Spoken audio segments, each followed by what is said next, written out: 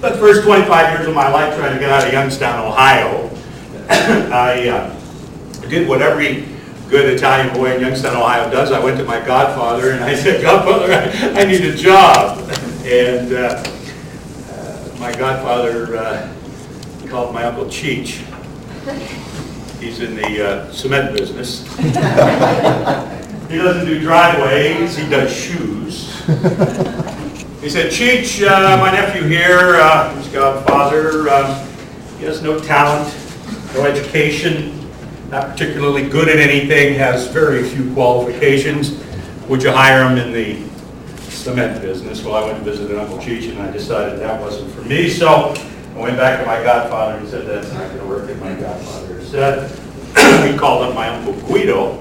He's in the laundry business.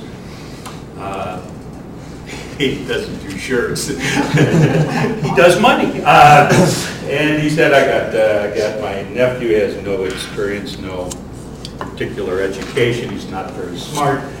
C- student. Could you hire him? And he said, "Well, okay, I could hire him." But then I went and visited my Uncle Guido and I decided I didn't want to do that. So he made one more phone call. He called up a friend of his and told him the same thing. And I was named social media expert the next day. So that's why I'm here. Somebody introduced me to a TV show a couple of weeks ago as a social media expert. And by the time she introduced me, I wasn't anymore. That's how fast things are moving. Chuck mentioned my wine blog. You know, I'm an old guy. You know, I'm in my 60s, so you know, I remember doing a shout, and I wish I could play it for you here today. But I do a little rant called Just a Media Minute, and one of my rants was I received an invitation to a social media conference. I got excited and I opened it up. And there were a picture of 12 white guys all over 50 in suits that were going to put on a social media conference. And it kind of struck me as kind of odd, you know. As if I'm going to go to a social media conference, I want to go to one where the average age is 25, half are Asian, the other half are from India, and there's a few sprinkled American kids in there with, you know, terabyte computers and too much time on their hands. Then I might learn something. And a week later, I have 60-plus guy doing a social media conference, and they introduced me as some kind of an expert, you know, which I'm not. What makes me different from you is that you do this and complain that you don't have time to do it because you're too busy running your business. This is my business, so that's the only difference, is I spend more time with this thing. I got interested in blogging. Everybody blog here? Anybody bloggers? I love blogging, so I started blogging. Now, what am I going to blog on? I love wine, and a lot of my friends always ask me to recommend wine, so I said, well, you know, I'll do a wine blog. So I put together this wine blog, Nick on Wine, and I talk about different wines, and I review wines. Like last week, I drank Chateau Le Cash Flow by Tobin Jenks. Great wine, I recommend it. $12.95 a bottle. Drinks like a $18.95 bottle. Has a good QPR, quality price ratio, and so forth. So I do that.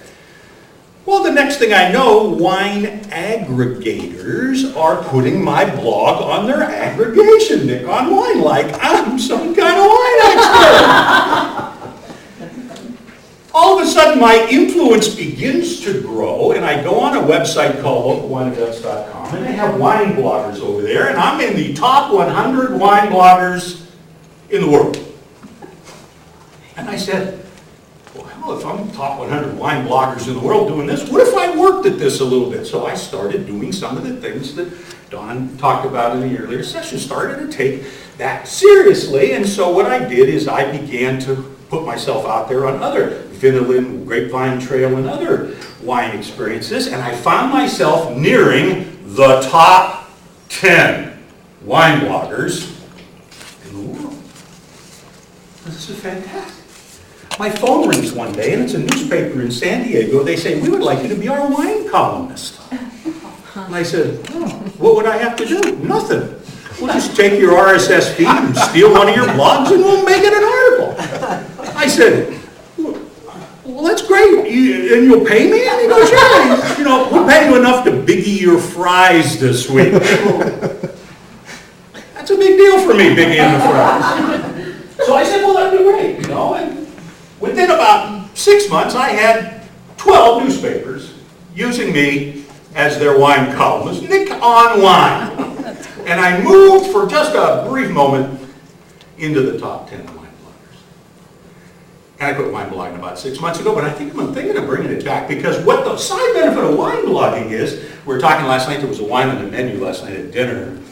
Tommy said, I was talking about the wines, and he said, Viramonte Vineyards out of Chile. And there she is. So I wrote a blog on Primus, which is a wonderful red wine by Viramonte Vineyards, using the Carbonieri grape, which was missing for 200 years. Showed up in Chile. And so I wrote about it, and the next week I got a case of Primus in the mail. This is great.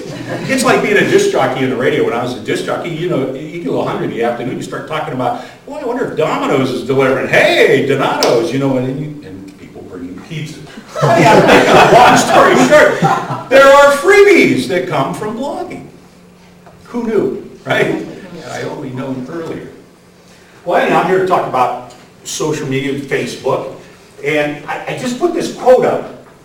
This is a me quote. But it has a little bit to do with what Don was talking about. And that is that the conversation is happening.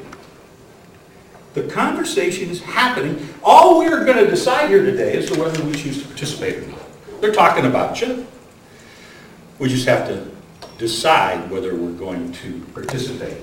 Facebook. Can I play a video for you? Hopefully it'll be loud enough.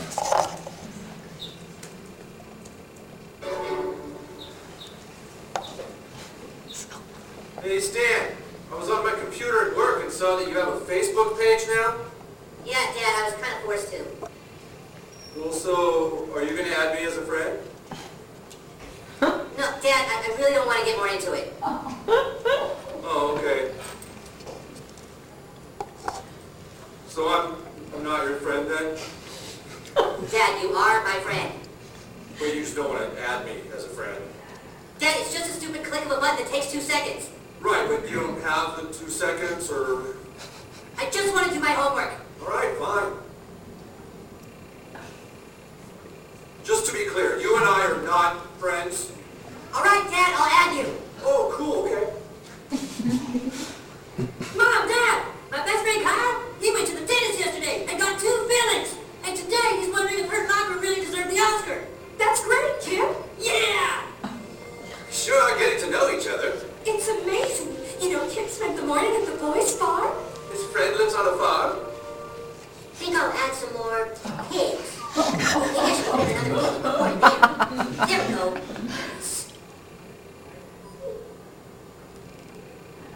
29. No, I had 30 first. Hey, what the hell is... Oh, no. Oh, shit! Have any of you seen that particular South Park? That was one of my favorite South Parks. Excuse me.